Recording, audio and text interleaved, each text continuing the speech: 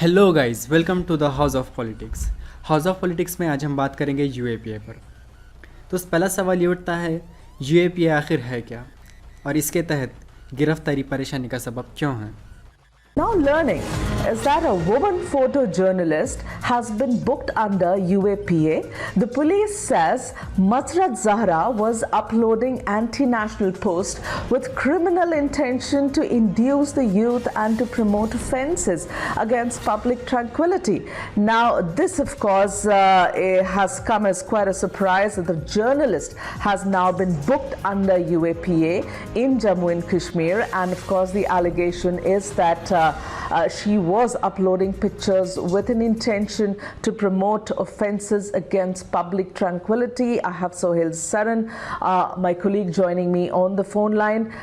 Sohail, get us more. What is this entire thing all about? Has the lady been arrested already? Oh, well, Megha, yet there is no arrest from the cyber police in Kashmir Valley, but yes, a case was registered on 18th of this month against this female journalist who was a freelance photographer. And as per the police statement, police says that this journalist was uploading posts on social media sites, especially Facebook, and all these pictures were basically, promoting offences against the public tranquility, and moreover, it was inciting the people, and it is more like defaming and demeaning the security forces in Kashmir Valley and glorifying terrorism.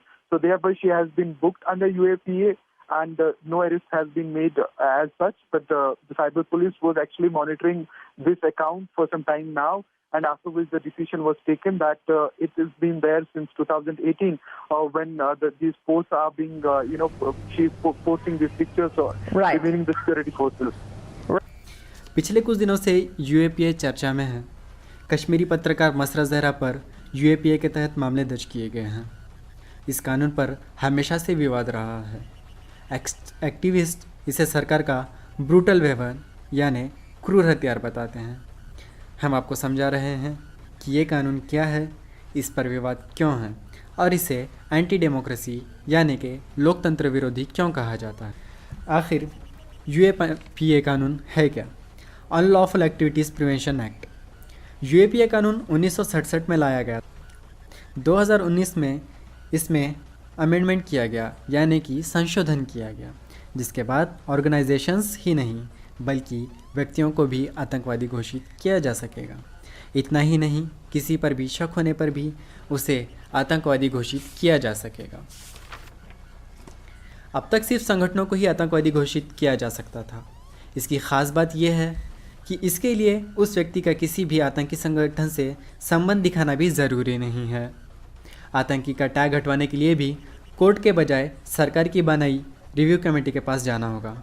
बाद में court में appeal की जा सकती है। इस कानून को संविधान के आर्टिकल 19 सब क्लॉज 1 के तहत दी गई बुनियादी आज़ादी पर रैशनल लिमिट यानी कि तर्कसंगत सीमाएं लगाने के लिए लाया गया था। पिछले कुछ सालों में आतंकी गतिविधियों से संबंधी टाडा और पोटा जैसे कानून ख़त्म कर दिए गए, लेकिन यूएपीए मौजूद रहा। एक्टिविस्ट पर यूएपीए का गलत इस्तेमाल कैसे किया जाता है? यूएपीए कानून के प्रोविज़न यानी कि प्रावधानों का दायरा बहुत ही बड़ा है।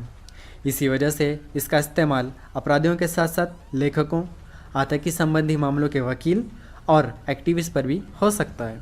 यूएपीए के सेक्शन 2 में कहा गया है कि भारत की टेरिटोरियल इंटीग्रिटी यानी कि क्षेत्रीय अखंडता पर सवाल करना भी गैर कानून गतिविधि है।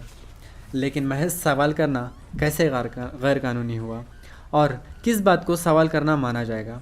ऐसे ही इस कानून के तहत भारत के खिलाफ डिससैटिस्फिकेशन यानी कि असंतोष फैलाना भी अपराध है, लेकिन कानून में कहीं भी असंतोष को डिफाइन नहीं किया गया और ना ही उसका मतलब बताया गया है।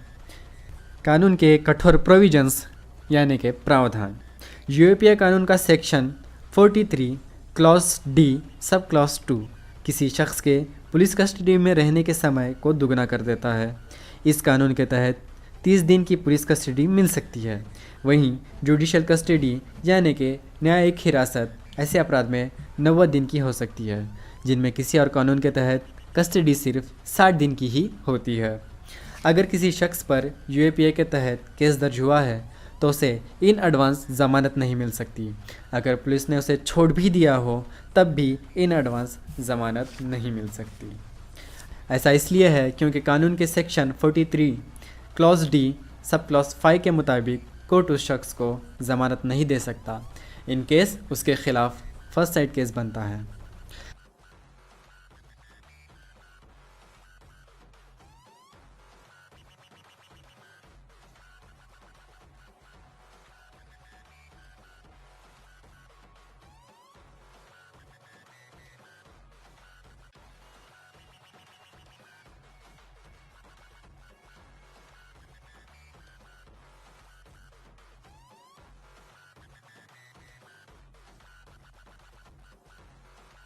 अगर आपको हमारी वीडियो अच्छी लगी तो लाइक कीजिए और कमेंट करके बताइए कि आपको अगली वीडियो किस टॉपिक पर देखनी है। और ऐसी ही इन्फॉर्मेटिव वीडियो देखने के लिए हमारे चैनल को सब्सक्राइब करें और बेल आइकन दबाना ना भूलें।